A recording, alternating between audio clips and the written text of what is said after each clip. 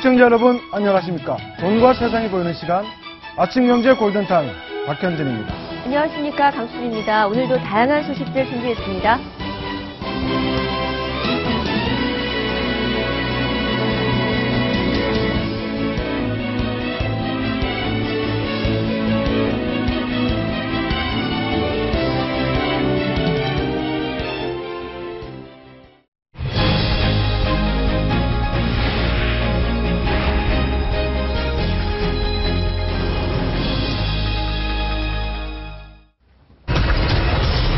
렌털 전성시대 명함.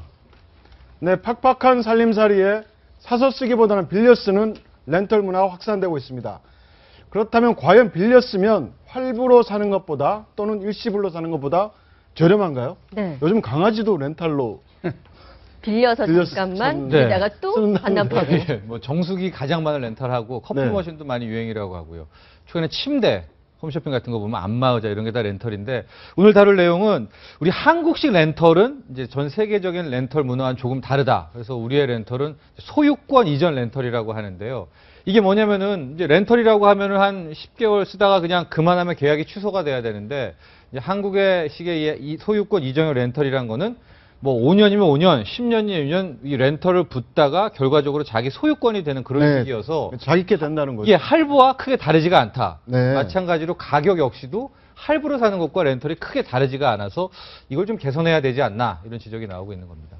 네. 지금 예, 말씀. 보통 미국 같은 경우에는 이제 그 할부 가격하고 살 때 가격을 이렇게 같이 놔두거든요. 네. 그래서 소비자가 판단을 해서 내가 이걸 할부를 할 것인지 아니면 일시불로 그냥 주고 살 것인지에 네. 대해서 이제 판단하겠는데 아마 한국은 할부 가격에 대한 그런 가격 비교를 하지 않고 할부가 상대적으로 싸다 보니까 요새 경제가 상당히 좀 어렵지 않습니까? 서민생활이. 그러다 보니까 이제 많은 분들이 렌탈 쪽으로 많이 눈을 돌리는 것 같습니다. 그러다 보니까 렌탈 시장 규모도 많이 커지고 있죠, 지금. 예, 렌탈 이런 시장 부분은 규모. 이제 소유권 유보부 매매라 그래서 할부로 물건을 산 다음에 그 할부 잔금을 전부 이렇게 완납하기 전까지는 그 소유권이 그걸 쓰고 있는 개인한테 있는 게 아니라 회사한테 있게 되는 게 있어요. 네. 그래서 중간에 만약에 할부를 제대로 갚지 못한다고 하면 엄청난 위약금.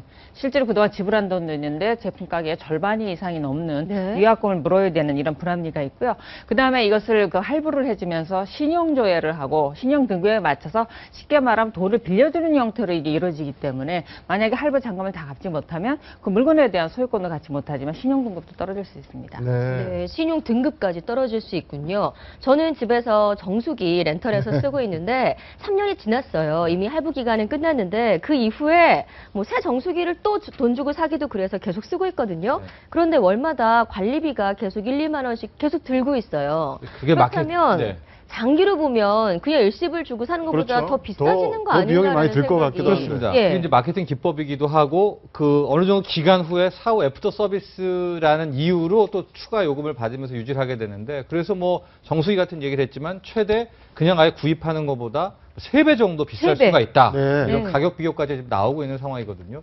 그래서 우리 시청자 여러분들도 우리 한국에서 지금 하는 렌털은 할부라고 생각하시면 됩니다. 그러니까 원래 렌털이라는 거는 3개월만 쓰고 다시 반납하고 해약 환급금도 없거나 뭐 위약금도 없는 이런 문화가 돼야 되는데 아직 우리는 렌털의 초반이다 보니까 그냥 할부입하는 거하고 거의 차이가 지금 없는 그런 상황까지 근데 왔습니다. 이제 곽 박사께서도 말씀하셨는데 미국 네. 같은 경우는 가격 비교를 할 수가 있잖아요. 그렇죠. 렌털 비용, 할부 비용, 일시불 그렇죠. 구매했을 때. 예. 근데 우리는 아직 그 제도는 아직 도입이 안 된 것 같아요. 아직 안 됐습니다. 네. 그러니까 거의 할부랑 똑같이 마치 이름만 렌털로 바꿔 쓰고 있는 그런 상황인 거죠. 아까 세금- 말씀하신 대로 렌털해서 갚지 않으면 신용 불량자도 될 네. 수가 있는 거네요. 예를 들어 저희가 핸드폰을 샀을 때 그 할부금이 연체되거나 통신료가 연체되면 신용 등급이 하락하지 않습니까? 네네. 그러니까 자동차 할부를 생각하시면 됩니다. 이 할부를 쉽게 말하면 금융회사에서 이렇게 빌려주는 식으로 그 대여가 이루어지기 때문에 당연히 이거 연체를 하게 되면 신용 등급이 하락하게 되고 개인한테 손해가 미치게 되죠. 네. 이제 뭐 자동차 같은 경우에는 렌트 리스라고 그러죠. 이제 미국 같은 문화를 놓고 보면 소비자들이 자동차는 매년 3년마다 모델이 바뀌니까 네. 한 3년마다 이렇게 자동차를 바꿔주는 리스 형태의 소비가 늘어나고 있고 최근에 이제 경제적 상황들을 놓고 보면 이게 렌탈이 어떤 경제적 상황에 따른 움직임이냐 아니면은 한국의 선진 문화, 소비 문화의 하나의 패턴의 체인지냐를 놓고 보면 이 두 개가 좀 섞여 있는 게 아닌가 하는 생각이 네. 듭니다. 미국의 전 예산관리국장이죠. 스탁맨이 최근에 들어서 미국 경제 주식시장과 채권시장에 버블 가능성이 있다라는 이야기를 하고 있고 또 엘렌 의장이 금리가 9월이나 10월 달에 12월 달에 상승할 가능성이 있다. 우리나라에 지금 변동금리 가입자들이 한 700조 정도 가계부채가 있기 때문에 이런 문제를 놓고 보면 결국 가계가 녹록지 않거든. 1% 네. 금리만 올라도 7조 원의 추가 금리를 부담해야 되지 않습니까? 네. 이다 보니까 이제 소비 패턴에 영향을 주는 게 하나가 있고 또 서구 형식으로 새로운 제품들이 너무나 나오는 기간이 짧으니까 네. 여기에 따른 또 패턴 적응에 따라서 소비가 또 렌탈로 가는 그 두 가지로 볼 수 있겠네요. 네, 알겠습니다. 그러니까 실제 사용할 수 있는 가처분 소득이 점점 줄기 때문에 일시불로 구매하는 것보다는 네. 렌탈로 구입하려는 소비자들이 느는 것 같습니다. 네, 다음 주제 이어가겠습니다.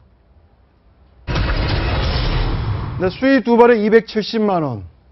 네, 죽어서까지 자식에게 부담을 주기 싫다는 이유로 요즘 상조업체 찾는 어르신들이 적지 않습니다.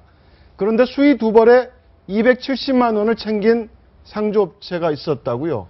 좋습니다. 지금 상조회사 네. 네. 정말 많이 가입을 하고 있는데 작년 말 현재 현황을 봤더니 가입하신 분들, 이제 어르신들이 줄을 이루는데 389만 명. 아, 거의 400만 명에 이르는 분들이 이제 상조업체 서비스에 가입을 하고 있는데 오늘 나온 뉴스는 뭐냐면은요. 이제 수의에 금치를 한 게 아니라 해약 환급금에 대한 내용인데 일단 계약을 하고 이제 월 얼마씩 납부를 하지 않습니까? 네. 근데 이럴 때 이 상조회사에서 뭐 의도적으로 그랬는지 아닌지 이 수의나 이런 물품 같은 것을 초반부에 먼저 이렇게 준다고 합니다. 근데 이거는 할부에 해당되는 게 아니라 일시불 금액이기 때문에 나중에 뭐 1년인 거 3년인 건 유지하다가 이제 나는 관두겠소, 이제 해약을 하겠소 하고 해약 환급금을 신청하게 되면 보통 한 80%는 받게 되는데 네. 앞서 초창기에 제공했던 물품들에 대해서는 이건 일시불이다. 네. 이거는 아. 이 환급 대상이 아니니까 그냥 당신이 갖고 지불을 해라. 이러면서 분쟁이 나고 있다. 이제 거기에서 수의가 이제 대표적인 물품이 된 겁니다. 네, 신 변호사님 그러면 할부 거래법의 적용을 받으려면 지금처럼 일시납이 아니라 반드시 할부로 선납을 좀 해야 되는 겁니까? 할부라든가 방문 판매 등에서 이제 특선 법률들이 이제 기여를 하고 있는데 당연히 할부로 구입을 할 때 정기적으로 할부로 구입할 때 이 법률에 해당을 받게 되는데요. 상조회사 같은 경우는 보험료처럼 매달 얼마씩 금액을 내지 않습니까? 예. 그리고 여기 워낙 이쪽에 이제 불합리가 많고 그 소비자들의 피해가 많기 때문에 아주 엄격하게 규율을 하고 있고 통제를 하고 있는데 그러다 보니까 이제 변칙으로 실제로 상조 거래그 보험료처럼 그거 말고 우리가 실제로 장사를 칠 때 일시불 사야 되는 이렇게 수의라든가 물품 같은 거를 이제 일부러 속여서 이렇게 판매를 한다라는 거죠. 근데 이제 노인분들이 이 경우에 자식들한테 부담 주기 싫으니까 네. 내가 입고 갈 옷이라도 마련해 두면 자식이 좀 그러면 좀 부담이 적게 들지 않을까, 덜 들지 않을까 하는 마음에 그 마음을 이용해서 이제 상조업체들이 사기를 치는 거죠, 일명 말하면. 근데 지금 278개, 거의 300개 업체 정도가 지금 굉장히 많아요. 영업을 네, 하고 있다고 네. 굉장히 많은 네. 거 아닙니까? 그렇죠. 엄청 많은 거죠. 근데 여기서 옥석을 가리기란 참 쉽지가 않을 것 같은데. 예, 그래서 뭐 여러 가지 얘기들 뭐 피해 예방법도 나와 있는데 기본적으로 재무 구조가 탄탄해야 되고요. 이제 뭐 아직 규칙상으로는 우리 모두 한 납입 적립금의 50%는 따로 적립 예치를 해야 된다는 조항이 있거든요. 그러니까 아마 가장 제일 큰 기준으로는 어르신들 이제 상조회사 가입할 때 이 적립 기준이 어떻게 되나. 그러니까 내가 낸 돈의 50% 절반은 어디 공신력 있는 기관에 예치가 돼 있는지를 네. 확인해 보는 게 가장 키포인트인 것 같아요. 네. 근데 딱 하나 아셔야 될 게 있어요. 정말 모르시는 게 있는데요. 상조회사는 이렇게 미리 꼭 들어야 되는 게 아닙니다. 돌아가셨을 때 일시에 가입할 수가 있어요. 그러니까 네. 돌아가시 전부터 미리 가입을 해서 몇 개월간 불입해야 되고 이런 기준이 없고 오늘 예를 들면 부모님 돌아가셨으면 오늘 가입을 해도 되는 거거든요. 그래서 이렇게 당일날 예, 일시불로 맞습니다. 그래서 이런 서비스를 이렇게, 받고 싶다. 예, 미리미리 이렇게 가입을 해서 준비하시는 것도 좋지만 이거로 인한 피해가 생긴다라고 하면 가입 자체를 돌아가셨다는 방법도 있습니다. 어르신들의 그런 마음을 또 이용을 해 먹는 거라고 할 수 있는데 상조 서비스 피해 유형을 한번 네. 살펴보도록 할게요. 해약 환급금을 미지급한다는 사례가 가장 많았고요. 77.5%. 그리고 과소지급 사례도 많았습니다. 한 가지 가장 큰 문제는 부실한 상조업체가 굉장히 많다는 거죠. 그러다 보니까 부실 상조업체를 다른 상조업체가 인수하게 될 때 기존 계약이 그대로 승계가 되지 않는다면서요? 네, 리스트 업도 안 된다는 얘기도 나오고 있거든요. 그러니까 내가 이 A 업체에 있었는데 이제 B 업체한테 네네. M&A가 이루어졌다. 당연히 리스트도 가야 되는데 B 예. 업체에 가봤더니 자기 이름이 없다. 네. 이런 경우도 나와 있는다고 하고요. 가장 많은 분쟁이 역시 해약 환급금입니다. 보험과 마찬가지로 이제 어르신들이 중간에 유지를 잘 못합니다. 돈이 없으니까. 그 보험 이거 자기가 낸 돈을 찾으러 가면 기본적으로 한 80%는 받을 수 있어야 되는데 절반도 못 받거나 아예 우리 회사는 못 줍니다. 해약 거부도 지금 5% 정도 된다고 하니까 이 상조회사의 이 정말 내실도 탄탄하게 확인을 하셔야 되고 특히 해약 환급금 규정을 계속 보셔야 돼요. 근데 만약에 저렇게 받지 못할 경우 받을 수 있는 보상은 없습니까? 법에서 정해져 있는데 그 부분을 지금 강력하게 규제를 하고 있고 법을 계속 보완을 하고 있는데요. 일단은 다른 회사에 인수합병이 된다 하더라도 기존 회원들에 대해서 해약환급금이라든가 그 네. 보험금을 승계하도록 되어 있습니다. 그래서 그런 부분은 보장이 되어 있는데 실제로 파산을 했을 때 이제 받지 못한 것이 문제인데 그 부분 법으로 보완을 했으나 개인이 좀 조심해야 될 필요성은 있는 거죠. 네. 보면 상조업체가 소비자한테 받은 선수금의 50%를 뭐 은행에 예치하거나 공제조합이나 이런 데 보호를 해야 돌려받을 수 있다고 하는데 업체 측에 이렇게 50% 선수금 예치해놨냐 확인을 우리가 할 수 있나요? 요청을 하는데 예. 이제 그게 가르쳐주기도 하는데 허위로 가르쳐줄 수도 있고요. 이건 문제는 많이 있지만 어쨌든 기본적으로 내가 할 것은 해야 되겠죠. 그래서 이제 공제조합에 꼭 확인해 보는 게 일단 좋을 것 그러니까 같아요. 저희가 지금 공제조합에. 보여드린 네 가지 수칙 네. 지금 CJ 지금 한번 예. 다시 한번 보여주시죠. 네. 그러니까 저런 것들을 좀 확인할 수 있고 좀 믿을 수 있는 상조업체들을 찾아서 굳이 미리 할부로 가입하려고 한다면 저 꼭 네 가지는 네. 확인을 해보셔야 될 것 그래서 같습니다. 공정거래위원회에서 저런 정보를 의무적으로 공개를 하게 돼 있고요. 그다음에 저 사실 상세히 보시면은 형사처벌을 받은 적이 있는지 위법한 사항이 있는지도 다 공개가 되도록 되어 있기 때문에 공정거래위원회 홈페이지를 들어가셔서 정보를 좀 활용해 보시기 바랍니다. 네, 네. 알겠습니다. 다음 주제 이어가겠습니다. 네, 대통령 문서는 안 돼. 바로 지난 20일 박정희 전 대통령의 친필 서명이 담긴 공문서가 경매에 올라서 낙찰이 됐습니다. 국가기록원이 진위 파악에 나섰다고 하죠. 진짜인지 가짜인지 알아보겠다는 건데 아직도 이게 진짜인지 가짜인지는 확인이 안 되고 있어요. 아마 뭐- 국가기록원이 알아보겠다고 한 정도고요. 경매 사이트에서 했기 때문에 저런 게 이제 한두 번 있는 게 아니고 네. 이제 대통령 기록물 관리법이 이제 참여정부 2007년도에 통과됐기 때문에 그 이전에 이제 생산된 문건 같은 경우에 흔히 유출돼서 돌아다니는 경우가 많습니다. 많고.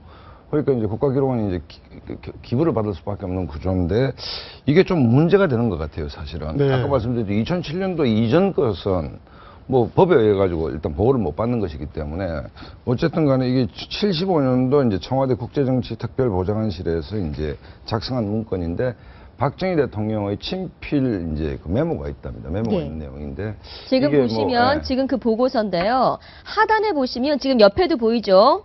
오른쪽 옆에 뭔가 네. 메모를 하는 적이 있지 않습니까? 바로 박정희 전 대통령의 친필 메모라고 합니다. 그러니까 영국에 초청을 받았는데 예. 이제 메모 내용이 뭔가 하면 이 보고한 3인과 같이 가도록 할 것 뭐 이런 내용이 이제 네. 들어있다라고 그러는데 이게 지금 뭐 또 경매가 또 나온다고 그러거든요. 다른 문건들이. 그래서 그렇기 지금 이번에 때문에. 낙찰된 거는 한 건이고 지금 네. 앞으로 더 남아 있다는 거 아니에요? 그렇죠. 이제 네. 어느 중요하게. 정도 민간이 소유하고 있는지가 확인될 수가 없죠. 네. 법이 2007년도 통과됐기 때문에 그렇기 때문에 지금 이제 저런 게 케이스 바이 케이스로 이제 국가기록원에서 이제 기부를 좀 요청하는 뭐 이런 식이 될 수밖에 없는데 뭔가 굉장히 중요한 국가기록 아니겠습니까? 이 문제가 지나치게 좀 이렇게 느슨하게 관리되고 있다 뭐 이렇게 봐야 될 것 같습니다. 네, 만년필로 뭐 그 박 전 대통령의 친필 메모까지 써 있다면 사료적이나 뭐 역사적인 가치 또한 당연히 있을 거라고 보이는데 외국에서는 만약에 이렇게 민간이 소유를 했더라도 국가가 소유권을 갖고 올 수 있는 제도가 이미 만들어져 있다고 하던데요.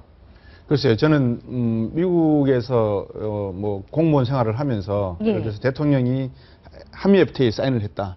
그러면 제가 알고 있는 범위는 한미 FTA에 사인한 그 법안 자체, 대통령이 법안 사인한 것은 국가기록원에 그대로 보관이 되는 상태. 네. 이게 민간에게 누출되는 경우는 거의 없는 걸로 제가 알고 있거든요. 네. 물론 1910년대나 근대사 속에서 대통령이나 아니면 의회에서 했던 이런 내용들은 방금 우리나라의 경우에서처럼 민간에 흘러나오는 경우, 네. 대륙시장 같은 경우에 나오는 경우가 있지만 막 이런 경우는 거의 드문 경우가 아닌가 싶고요. 참고로 프랑스 같은 경우에는 이 민간이 갖고 있더라도 정부가 강제적으로 그걸 강제적으로. 수용할 수 있는 압수. 어떤, 예, 네. 국가기록물 관리법을 좀 개정해가지고 네.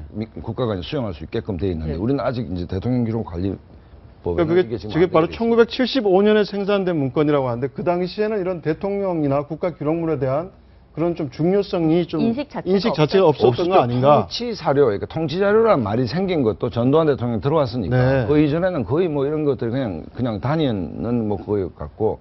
참고로 상암동에 가보면 박정희 전 대통령 기념관이 있는데 거기 가면 친필 메모들이 많이 전시가 되어 있습니다. 네네. 경부고속도로 만들 때 본인이 직접 이렇게 도면을 그린 문제라든지 이런 게 많이 있는데 어쨌든 지금이라도 대통령 기록 관리물법을 좀 바꿔서 이걸 정부가 좀 이렇게 근데 저는 궁금한 게 지금 어떻게 유출이 됐을까요, 지금? 네. 그러니까 지금 과정이 보면은 궁금합니다. 이제 경위가. 미국 기자 만남 면담 보고서도 네. 있고 네. 강의를 초청했었을 때 그 내용도 있고 그래서 굉장히 내밀한 문서잖아요. 예, 굉장히 개인적인 문서들이 네. 많이 있어서 아마 이제 코베이라고 K 경매업체 측에서 제 생각이지만 누구 한 명의 어떤 이 공급책과 좀 있지 않는가. 그래서 결과적으로 이제 경매업체 쪽에서 좀 어떤 해명과 이게 좀 필요하지 않나. 이게 어떤 다발적으로 이거 물건을 흡수했다고 보여지긴 좀 힘든 상황이거든요. 그 네. 부분을 한번 좀 국가기록원 차원에서 뭐 접촉을 해보는 게 어떨까 이런 좀 이 제안을 국가 기록물에 대해서 관심 있는 분들이 계실 건데 미국 대통령 같은 경우에는 이런 만년필 있지 않습니까? 네. 국가의 주요 사안에 대해서 대통령들이 사인을 하지 않습니까? 이게 네. 한 만년필을 20개 정도 준비를 합니다. 그래서 이 20개 준비를 했다가 각각이 참여하는 상원 하원의원 설득할 때 이게 내가 중요한 법안 사인하던 만년필입니다. 이렇게 기증도 하기도 하거든요. 네. 다만 이제 물론 국가 기록물은 보관해야 되겠지만 거기에 따른 내용도 기념물로 해서 정치적으로 활용한다는 것도 재밌는 이야기인 것 같습니다. 네. 네, 일단 이 경매업체는 해당 경매업체는 판매자 그리고 입수 경로에 대해서는 밝힐 수 없다라는 입장입니다. 저희 채널 A가 경매업체와 직접 전화 네. 인터뷰를 한번 시도해봤는데 들어보시죠. 당일 초청 내역 보고나 30초 유엔총회 출장 보고서 외국 전략문제연구소 회의 참가에 대하여 뭐 이런 등등의 한 14건 정도가 지금 수록되어 있는 문서 처리고요.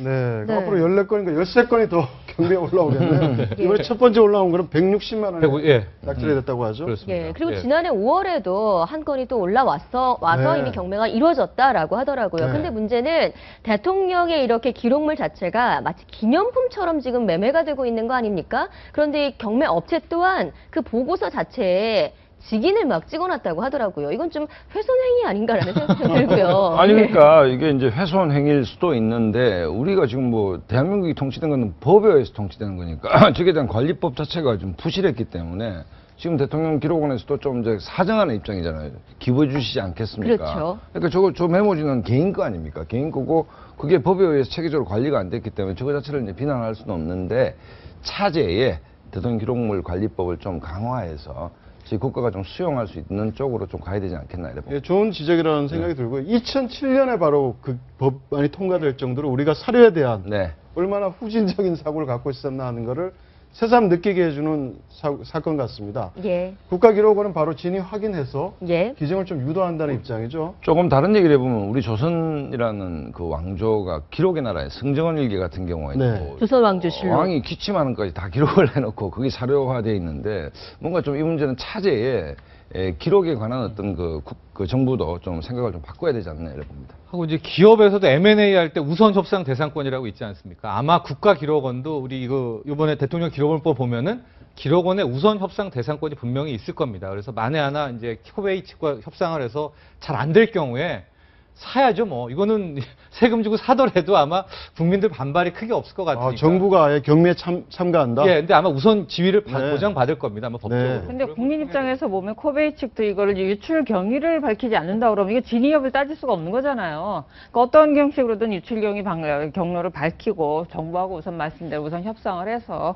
정부에 환원되는 게 맞다고 보입니다. 네, 알겠습니다.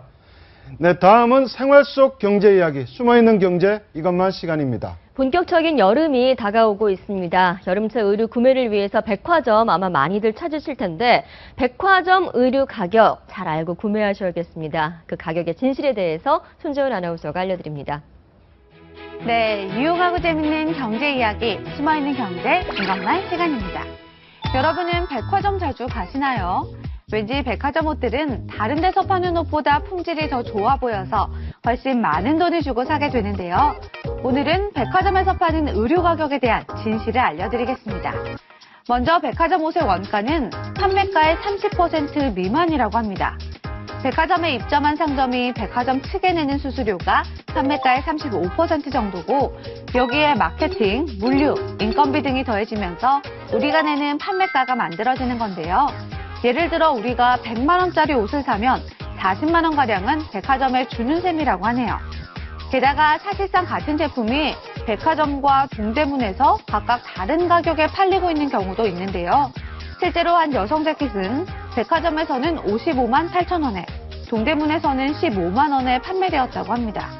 이런 경우가 바로 우리가 흔히 얘기하는 라벨 바꿔치기인데 같은 공장에서 비슷한 소재로 만들어도 동대문으로 들어가면 동대문 상표가, 백화점으로 들어가면 백화점 브랜드 상표가 붙기 때문에 생기는 일입니다.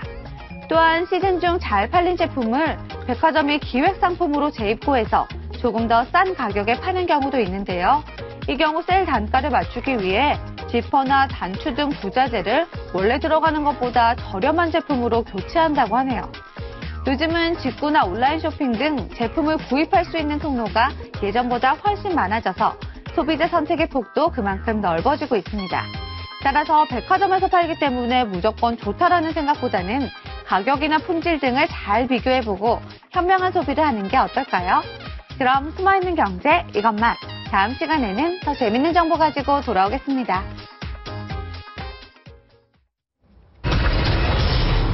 전지현 오지마. 네, 지난해 6월 배우 전지현 씨가 현대주택단지 내 바로 강남구 삼성동이죠. 예. 160평 70억여 원의 주택을 매입했다는 소식이 있었습니다. 그 이후 매입한 단독주택 재건축을 진행하면서 주민들과 마찰이 있었다는데 뭐 어떤 내용입니까? 일단은 지금 화면 속에 나오는 저기가 이제 현대주택단지라는 곳인데 네. 이 청담역에서 이렇게 잠실 쪽으로 들어가면 경기고가 있지 않습니까? 네. 예. 뒤편에 쭉 있는 저기 1985년에 조성된 단지인데 저기 한 40채 정도의 이제 굴지의 빌라들이 이제 단독주택들이 있는 건데 예. 근데 저기에 전지현 씨가 이제 70억을 주고 평수는 이제 160평 이제 주택 하나를 구입을 해서 들어가려고 하는데 하려면은 이제 뭐 수리도 해야 되고 지금 가장 핵심 이슈가 주차장에 이제 나오는 출구를 좀 바꾼다고 합니다. 네네. 이쪽에서 나올 출구 이쪽으로 바꾸는 공사를 하고 있는데 지금 주민들의 반발이 만만치가 않아서 이래저래 본의 아닌 뭐 근데 그- 텃세라는 표현도 나오고 있네요. 네. 네. 나오고 있- 이웃사촌들이 만만치 않다고 근데 이웃이 그러던데. 지금 강남구청이 아예 민원을 넣었어요. 네. 시끄럽다, 네. 뭐 무리하게 구조 변경을 하는 것 같다. 예. 그게 뭐냐면 무리하게 이제 주차장 차가 나오는 구멍들이 다 이쪽인데 아마 전지현 씨는 이제 이쪽으로 빼려고 하는데 네. 그 자체가 무리다 뭐 이렇게 민원이 들어가고 있다고 하는데 방금 만만치 않다고 했지만은 김택신 NC소프트 그 대표도 저기 들어갈 때 거의 비슷한 호된 신고식을 치렀다고 하거든요. 네. 현재 강남구청은 이제 건축법상 아무 문제가 없는 상황이다. 그래서 아마 공사는 계속되고 있는데 근데 구청에서 문제가 없다고 하는데 네. 그 이웃 사촌들이 계속 네. 문제 제기를 하고 있는 거군요. 그렇습니다. 예, 지금 뭐 CG 나온 거 잠깐 보시면 2014년 11월에 구조 변경을 위한 재건축을 시작을 했는데 주민의 항의가 있어서 사실상 재건축이 좀 중단이 되기도 했어요. 네, 예. 이 정도면 진짜 텃세라고 볼 수도 있을 것 같다는 생각이 들거든요. 아니 이사 갈 때 좀 떡도 좀 돌리고 뭐 이렇게 했으면 좀 없어. 제가 좀.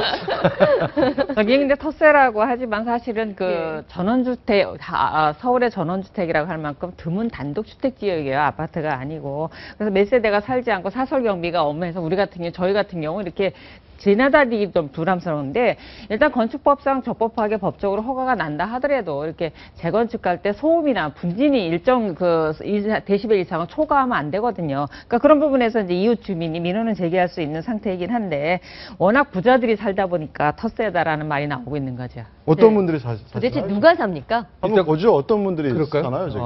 이제 과거 연예인으로는 뭐 비, 송혜교, 그전엔 서세원 씨도 살았었는데 다 떠나고요. 지금 네. 연예인 쪽에서는 김승우, 김남주 부부 한 커플만 여기 남아 있다고 하고 나머지도 이제 기업인들이 굉장히 많이 있습니다. 지금 저기 표에 나오는데요. 일단 연예계. 차인표 씨도 살다가 떠났고요. 아, 이제 이재용, 유호정 부부도 떠났고 지금 저기 현대주택단지에 남아 있는 커플은 김남주, 이제 김승우 부부인데 이제 거쳐간 연예인들이 아주 쟁쟁했다. 소세원, 소정희 부부도 저기서 살다가 떠난 그렇죠. 겁니까? 떠났고 그 집을 네. 이제 B 씨가 또 받았고 아. 또 B 씨도 살다가 네. 또 떠나고 올해 4월에 매각을 했다고 매각을 하네요. 해서 떠났다고 하고 기업인들 뭐 제약업체 사장 대표들 많이 살고 있고요. 네. 아까 말한 김택신 NC소프트 대표도 있고요. 지금 보면은 이제 그 동아제약 쪽이 많이 있죠. 일동제약 이금기 대표도 있고 해서 네. 제약업체들 제약업체들 사장들이 많이 살고 있다. 시몬스 대표이사도 계시고요. 네. NHN 엔터테인 회장도 네. 계시고. 이춘우 씨도 있고요. 이야, 참, 뭐, 재계에 내놓으라는 분들이 많이 사시네요. 대부분 주식 재벌들이네요. 이래 보니까 요즘 그 바이오 주식 때문에 네. 바이오 주가가 엄청 뛰었는데 일동제약도 뭐 얼마나 올랐는지 모르겠으면 동아제약은 상당히 많이 오를 것 같고요. 예. NHN 엔터테인먼트는 뭐 주식이 상당히 오른 부분이 있는 것 같고 이렇게 미국 같은 경우에도 비버리 힐스 정도로 비유가 되면 페블비치라고 하는 동네가 있거든요. 네, 그 그렇죠. 유명한 골프장. 거기는 들어가는 입구와 나오는 입구가 딱 한 개입니다. 그러니까 아무나 못 들어가는 거죠. 네. 이런 식으로 아마 이 현대 이쪽 지역도 뭐라 그럴까 텃세? 이게 좀 심한 부분이 아닌가 하는 생각이 들거든요. 이런 고급 주택가가 아마 서울에서 얼마 남지 않은 걸로 제가 알고 있는데 네. 그러다 보니까 점점 희귀성에 따라서 개인의 사생활이나 여러 가지 보안 문제 때문에 아마 이런 내용들이 나오는 것 같습니다. 네, 아까 저희가 지도를 잠깐 보여드렸는데 그 현대주택단지 바로 옆이 경기고등학교가 있고 네. 그 밑에 또 봉은사가 있어서 보안도 굉장히 좋고 뭐 사생활 보호도 좋고 또 뭐 앞으로 한국전력 부지 개발과 뭐 봉은사역도 개통되지 않습니까? 땅값이 오를 요소도 굉장히 많은 것 같아요. 하고 이제 명당에 거의 첫 손에 꼽힙니다. 저기 예. 삼성동 청담동의 저 사이길인데 저 사이인데 저 터가 좋다는 얘기도 많이 나오고 글쎄요 금액으로 이제 앞으로 매매가 될까요? 네. 근데 매물이 잘 나오지 않을 것 같아요. 매물이 안 그럴 것 나오니까. 같아요. 근데- 들어가고 싶어도 매물이 나와야 들어갈 것 근데 같아요. 뭐 부동산 가격 이야기 잠깐 나왔으니까 지금 현재 2019년 정도면 우리나라가 이제 고령화 사회, 초고령화 사회로 진입하는 단계라서 아마 땅값이 어느 정도 유지될지는 모르겠지만 부동산 가격은 그렇게 많이 오를 가능성은 없다. 뭐 저는 그렇게 보고 있습니다. 예. 명당이라는 얘기도 동의하기 힘든 게 저게 뭐 연예인 부부는 동의하기 힘들다. 이혼 소송하고 있고. 잘 살았으면 잘 살아야지. 또 그런 면도 있네요. 네. 생각해 보니까. 예. 네, 알겠습니다. 다음 주제 이어가겠습니다.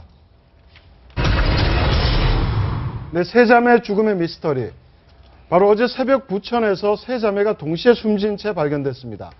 유서는 있지만 왜 죽었는지, 그 사인이 뭔지에 대해서 굉장히 엇갈리는 얘기가 나오고 있는데요. 예. 일각에서 미스테리라고도 하는데 예. 어떤 내용입니까? 왜 자꾸 미스테리라는 얘기가 나오는 거죠? 그러니까 어제 새벽 부천에서 이제 네. 세 자매가 동시에 숨진 채 발견됐는데요. 네. 사실 이 세 자매가 이제 자살한 거로 할 수도 있는데 갑자기 뭐 쿵 하는 소리가 들려서 나와 보니까 두 자매가 떨어져서 뭐 사망에 있었다라는 것이고 어머니가 그때 거실에서 자고 있었다라는 거 아닙니까? 네네. 그런 다음에 이 주택이 2억 3천만 원 정도이고 특별한 빚이 없었습니다. 네. 그러니까 생활이 공공했던 것도 아니고 쉽게 말하면 자살을 할 만한 정도로 이렇게 세 자매가 함께 자살할 만한 동기가 좀 부족한 면이 있어서 이게 타살인지 아니면 자살이라면 어떤 사연이 있는 건지 의혹을 불러일으키고 있는 거죠.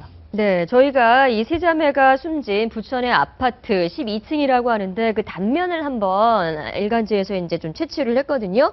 보시면 자, 방이 지금 안방과 함께 3개가 있고요. 주방과 화장실이 있고 뭐 전형적인 아파트 네. 구조인데 엄마는 일단 전날 밤 한 11시쯤 집에 들어와서 딸 둘이 방에서 TV를 보고 있는 것과 그다음에 안방에서 지금 숨진 딸은 자고 있는 것을 보고서 그다음에 거실에서 잠이 들었다고 합니다. 그리고 나서 새벽에 들어해 이제 봤더니 셋째, 넷째가 예. 이제 투신을 한 거고요. 네. 뛰어내린 거고. 그렇죠. 더 좀 이상한 거는 다섯째는 또 방 안에서 숨진 채 발견이 됐는데 세 명 다 지금 자살이 아니냐 처음에는 네. 예. 그렇게 얘기를 했었죠. 그리고 다섯째 딸, 즉 안방에서 숨져 있는 딸의 경우에는 목에 목 졸린 흔적이 남아 있다라는 지금 네. 얘기가 나오고 네. 있습니다. 이제 이 네, 말씀하시죠. 가족이 딸 자매라고 합니다. 네. 그러니까 5명의 딸이 있고요. 그 첫째 딸과 둘째 딸은 이제 결혼을 해서 출가한 상태고 나머지 세 딸과 살고 있는데 최초의 사건 났을 때 이제 사회부 기자들이 가서 전형적인 생활고 비난으로 봐서 기초생활수급자를 찾아봤더니 기초생활수급자 대상이 아니라는 겁니다. 그래서 이제 아파트 등기부등본을 떼보니까 깨끗한, 그러니까 뭐 한 네. 2억 3천에서 2억 5천 정도 하는데 아파트에도 뭐 채권 채무가 없고요. 전혀 없고요. 예, 거기서부터 이제 추적해봤더니 이제 오늘 나온 뉴스는 방에서 일단 숨진 채 발견됐던 그 29살 막내딸 같은 경우에 목에서 지금 이제 이 목조를 흔적이 발견되고 있어서 아 이게 아주 뭐 전형적인 생활고 비난의 자살 사건에서 또 다른 이제 미스테리로 지금 넘어가고 있는 그 그런 생활고를 처음에 의심을 했던 것은 실직을 했기 때문이죠. 예, 단 한 가지 네. 이유가 될 수 있는 게 바로 그 세 자매의 실직인 거죠. 공교롭게도 세 자매가 지난 2월 정도에 네. 모두 다 이제 뭐 격차 시간을 두고 좀 실직을 했다고 합니다. 자, 주변 지인들의 목격자 그리고 해당 경찰관들의 이야기 한번 들어보시죠. 네. 과장당 하는 소리가 나서도 누가 문을 땅 놓고 잠들게 닫는 것 같더라고. 근데 조금씩 있다 또 소리가 나대요. 그런 말은 안 해봤어요. 화목했던 것 같아요. 최근에 2월 초 실직해갖고 너무 오래 갔는데 부모님 항상 하고 실직한 지가 한 2달 정도 되는데 네. 이 2달간의 실직 생활 때문에 이렇게 극단적인 선택을 했다고 보기에는 좀 미심쩍은 구석이 많고요. 실제 어머니도 국가수에 부검을 의뢰한 상태입니다. 근데 실제로 이게 자살한 사건들을 이렇게 보면은 그 자살을 오랫동안 계획을 해서 아주 치밀하게 그 시행하는 경우는 오히려 드물고 순간적으로 음주 상태라든가 아니면 분노한 상태에서 순간적으로 자살하는 경우도 상당히 많거든요. 다만 이제 방에서 발견된 그 자매 같은 경우 목 졸린 흔적이 있다라 보니까 세 사람이 공모를 해서 먼저 목을 졸려서 죽이고 자기네들이 투신한 건지 외부 침입이 있는 건지 이 부분은 이제 수사 상황을 더 지켜봐야 될 것 같습니다. 네, 근데 생활고에 시달리다가 이런 극단적인 선택을 하는 가족들이 이런 비극을 막기 위해서 송파세모녀법이라고 예. 통과가 되는데 어떻습니까? 이게 지금 잘 시행이 되고 있나요? 어떻습니까? 그 법이 이제 여론이 한창 들끓을 땐 법이 만들어지고 이제 부랴부랴 가다가 국회의원들께서도 너무 바쁘고 법이 만들어진 다음에 실제로 이것이 시행되려면 시행령이 제정이 돼야 되고 공무원한테 구체적인 지침이 내려가야 되는데요. 현재로서는 실질적으로 이렇게 도움을 받을 수 있는 서민층까지 다다르진 못한 것 같고 현재 이 세 자매가 이거 지금 사망한 사건에서도 보면 빚이었고 2억 3천이라는 주택이 있습니다. 이런 재산을 소유하게 되면 실제로 그 법의 혜택을 보기는 어렵다는 거죠. 그래서 그런 옥석을 공무원이 이렇게 선별하기도 굉장히 어려운 상태이고 해서 실질적으로 혜택을 보는 데까지 시간이 좀 걸릴 것 같습니다. 그 시행령도 아직 마련되어 있지 않고 그러니까 조금 기다려봐야 되겠다. 네네. 네, 국회의원들이 좀 열심히 일을 했으면 하는 바람이 있습니다. 네. 다음 주제 넘어가겠습니다. 네, 공문도 보냈는데 새누리당 김무성 대표 노무현 전 대통령 추도식 참석의 사전 협의 여부를 둘러싸고 했다 안 했다 말이 많았는데요. 채널A 취재 결과 노무현 재단으로부터 초청 공문도 받았고 6차례 조율도 있었던 것으로 확인됐습니다. 문건 내용부터 함께 보시죠. 네, 저희 채널A가 단독 입수한 문서를 지금 추려서 만든 내용입니다. 23일에 추도식에 참석하기 위해서 노무현 재단 측과 일정을 조율했던 내용이 나와 있는데요. 지난 12일부터 꽤 됐습니다. 노무현 재단 측이 먼저 참석 요청하는 공문을 보냈고 여기에 대해서 김 대표가 참석을 통보했다. 그리고 14일과 19일에 사전 답사를 실시한 것으로 알려졌다. 이렇게 나와 있네요, 박상호 수장님. 그러니까 이제 상식적으로 일단 큰 틀에서 얘기를 하면 추도식이죠. 추도식에서 뭐 설사 언론을 통해서 여당 대표가 참석한다 해서 추도식이 무슨 입장권이 있는 건 아니지 않습니까? 네네. 저기 또 많은 시민들이 왔지 않습니까? 네. 그렇기 때문에 뭐 사전 조율을 했냐 안 했냐가 문제의 본질은 아니다. 노건호 씨 지금 발언 때문에 파장이 커지고 있는데 두 번째는 뭐냐면 제 상식으로 새누리당 관계자들 제가 많이 알고 있지만 당대표가 움직이는 동선에 대해서 당 관계자가 협의를 안 했을 리가 없습니다. 네. 그렇지 않습니까? 이만큼 정치적으로 민감하고 중요한 사안이고 어떻게 보면 또 굉장히 민감한 행사. 민감한 행사에서 당에서 전혀 조율을 안 했다라고 믿기는 좀 어렵다는 것이고 근데 문제의 본질은 협의를 했냐 안 했냐의 문제보다 이제 그 당시 노건호 씨 발언이나 물병을 뿌리고 하는 것이 적절했냐 안 적절했냐의 정치적인 문제이기 때문에 굳이 뭐 거기에 대한 비판 여론에 대해서 협의하지 않고 불수고했기 때문에 그랬다라는 것은 뭔가 좀 궁색한 답변이 아니냐. 그런데 저 문제가 논란이 되고 있는 게 야권에서 새정치민주연합 측에서 우린 초청도 안 했는데 불쑥 찾아왔다 이런 뉘앙스로 계속 얘기를 했기 때문에 문성근 씨, 명예남 씨, 친노 핵심 인사들이 이제 저 노건호 씨 발언이 논란이 되니까 이제 그렇게 트위터에다 그런 얘기를 해서 저게 문제가 되는 것인데 모두에 말씀드렸듯이 노무현 전 대통령 육축이 우리가 뭐 그 당시 예를 들자면 그 문재인 대표가 이승만, 박정희 전 대통령 모욕을 참배할 때 유족들한테 통보하고 가는 건 아니지 않습니까? 근데 봉화마을은 노무현 전 대통령이 묻혀 계신 곳이기 때문에 육축 행사에 여당 대표가 오는 것 자체를 불수고 왔다라고 보는 것도 좀 편협함의 소치고 그다음에 채널A 단독 보도인데 충분한 협의가 없었다는 것도 말이 좀 안 된다라고 저는 봅니다. 근데 분명히 협의가 있었잖아요. 협의가 있었던 것이고 심지어 이제 봉화재단 관계자가 김무성 대표의 동선까지 왜냐하면 사람들이 굉장히 많기 때문에 입구부터 걸어서 들어올 경우에는 또 어떤 정치적 해프닝이 있을 수 있으니까 차가 입구까지 들어오게끔 동선 체크까지 했다는 얘기이기 때문에 뭐 굳이 협의가 없었다는 것은 좀 더 좀 얘기가 안 되는 것 같습니다. 네, 하지만 노무현 재단 측의 입장은 사실 좀 다릅니다. 동아일보와 통화를 한 오상호 노무현 재단 사무처장의 얘기를 한번 보면 자, 김무성 대표의 추도식 참석 일정을 16일 날 언론 보도 보고 알았다. 화환 발송에 대해서 문의했을 뿐인데 참석에 대한 얘기는 꺼내지 않았다라고 얘기를 하고 있는 그런데 다른 저기 내용입니다. 행사장에 보면 또 재밌는 게 김무성, 문재인 의자의 네임택 이름이 다 붙어 있습니다. 그러면 관계자들이 준비를 했을 텐데 공문이 오고 가고는 둘째 치더라도 김무성 대표가 온다는 걸 알기 때문에 그 의자에다 이름을 붙여놓는 거 아닙니까? 네. 뭐 그렇다고 본다면 글쎄 이 논란이 뭐 저는 왜 본질적인지 잘 이해가 안 된다. 제가 그 주말 동안에 이 뉴스를 제가 좀 이렇게 보면서 네. 뭐 트윗도 제가 이렇게 좀 검색도 해보고 했는데 새정년 특히 저기 노무현 대통령의 추도 기간 동안에 이 야당 쪽에서 한 행태가 친노 쪽 상당히 아마추어리즘 쪽에서 벗어나지를 못했다라는 생각이 들고요. 네. 지금 우리가 진실 이야기를 하는 가운데 공문을 보냈다 안 보냈다가 중요한 게 아니라 노무현 대통령의 유지와 유운에 대한 이해를 잘못하고 계시는 것 같아요. 그러니까 무슨 말이냐면 유지를 제대로 받들어서 화합과 국가 발전에 어떤 영향을 줘야 되는 것이지 이런 식으로 자꾸 뭐 친노 비노의 편을 가르고 또 이 뭐 나름대로의 어떤 문재인 대표를 살리기 위한 라이언 일빙 구하기식으로 저런 식으로 나가는 모습을 보는 것은 많은 국민들 입장에서는 좀 착잡한 내용이 아닌가 싶은 생각이 들고요. 모르겠습니다. 그 추도식에 왔는 한 당 대표를 향해서 물세례를 던지고 네. 또 험한 말을 했다는 것 자체가 어느 정도 범위 내에서 이해가 될지는 모르겠습니다만 오늘 신문을 보니까 또 일부 신문 사설에서는 김무성 대표가 과거에 한 발언 네. 예를 들어서 노무현 대통령인데도 불구하고 노무현이라고 이야기한 거, 네. 난 저 사람을 대통령이라고 생각하지 않는다라고 네. 이런 내용들에 대한 사전 사과가 없이 저렇게 버젓이 나타나서 빙그레한 미소를 띠는 것을 보면 유족들 입장에서는 과연 또 마음이 편하겠냐 이런 지적도 네. 있더라고요. 그러다 보니까 이 내용은 아마 요 정도로 아마 마무리 짓고 새로운 정치적 안정성을 보여줘야지 국민들이 좀 편하지 않을까 싶습니다. 네, 알겠습니다.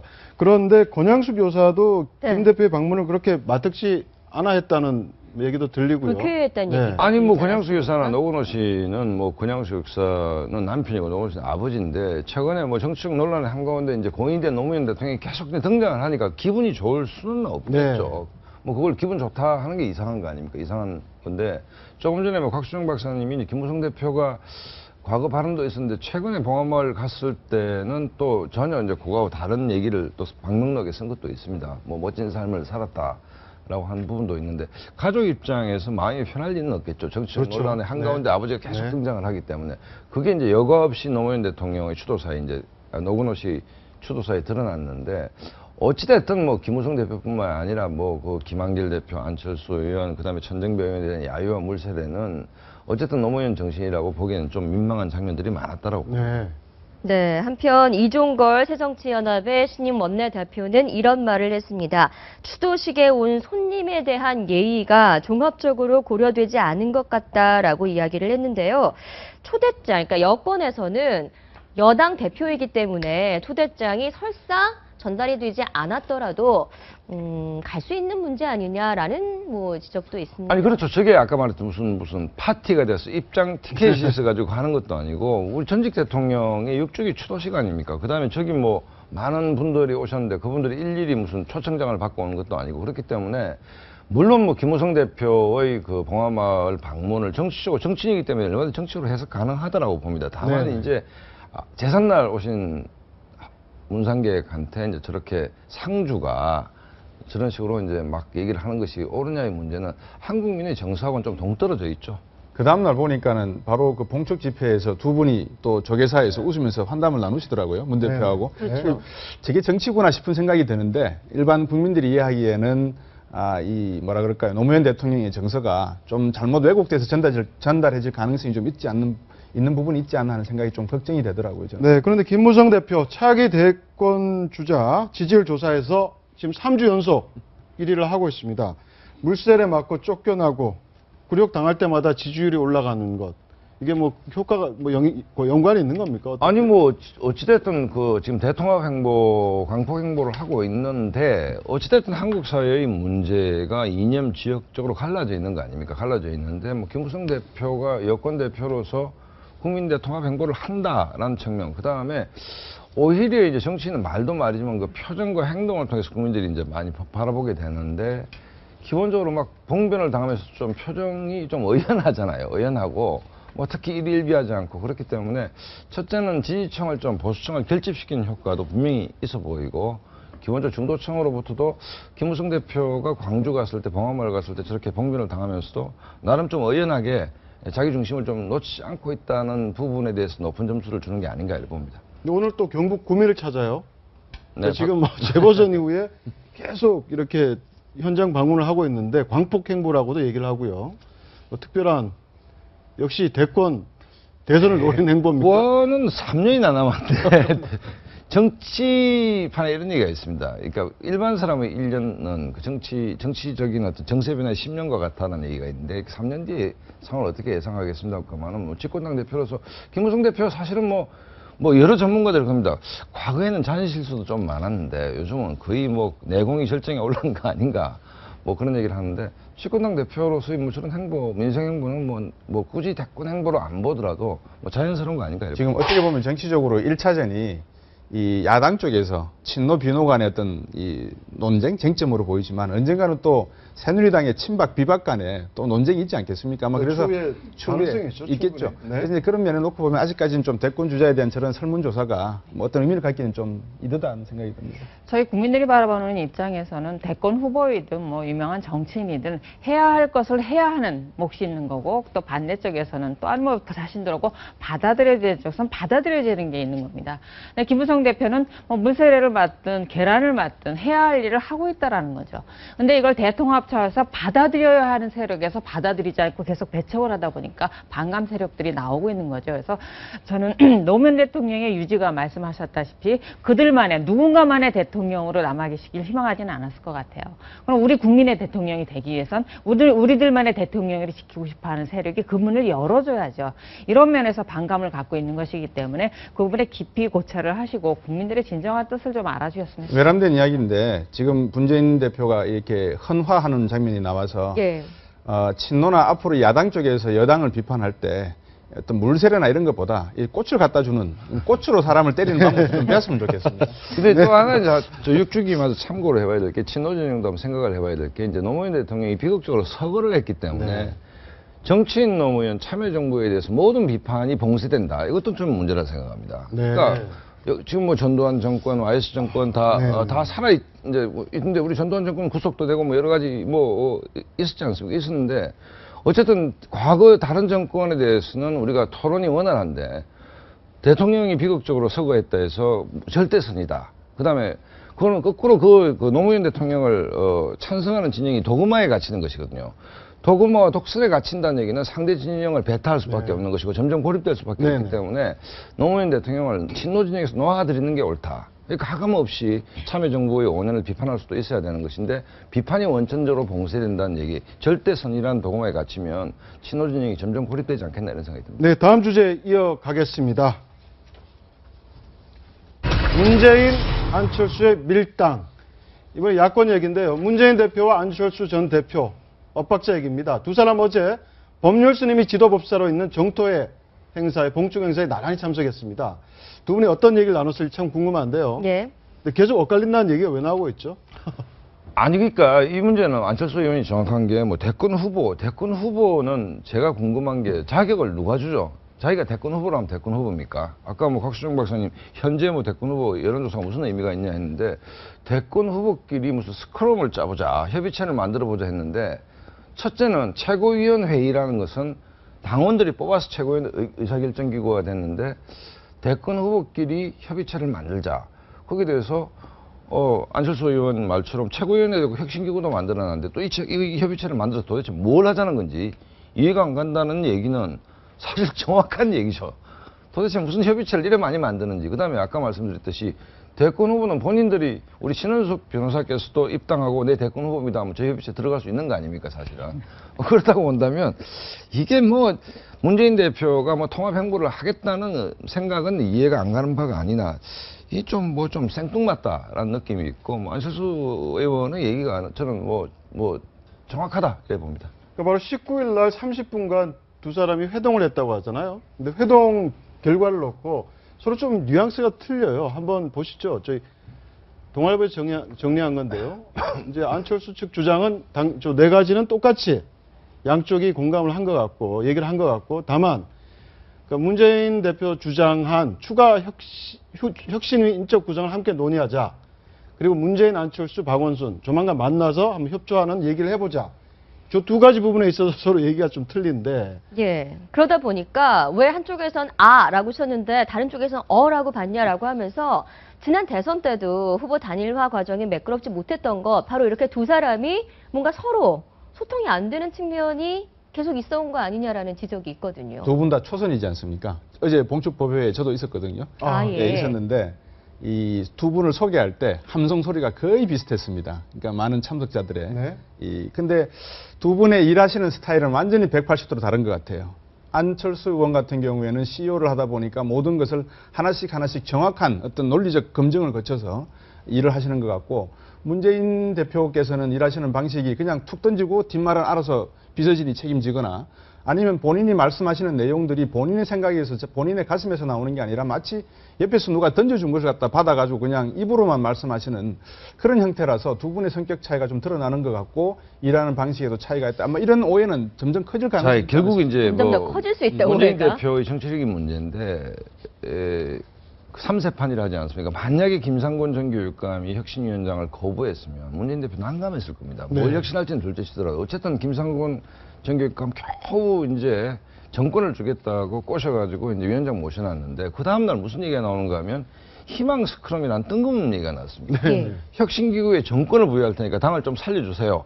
유명한 셰프를 데려와서 식당 좀 장사 되게 해주세요 해놨는데, 또 옆에다가 다른 셰프한테 대권 후보들끼리 희망 스크럼 협의체 하나 만듭시다라고 얘기를 하면, 지금 혁신기구의 포인트가 가야 되고 혁신기구에서 당 혁신안을 만들어내고 당을 살려야 되는 판에 박원순, 안철수, 문재인 우리 셋이 모여서 또 좀 이렇게 얘기를 해서 좀 해봅시다. 네. 초점이 분산되지 않습니까? 네. 그런 면에서 문재인 대표의 정치력이 역시 좀 초선스럽다. 이렇게 그런 네. 비판이 뭐 많은 것 같아, 이런 생각. 네, 알겠습니다. 저 두 사람 앞으로 또 어떻게 좀 의견을 네. 조율해 갈지 굉장히 뭐 한국으로서도 우리나라로서 좀 중요한 부분이고요.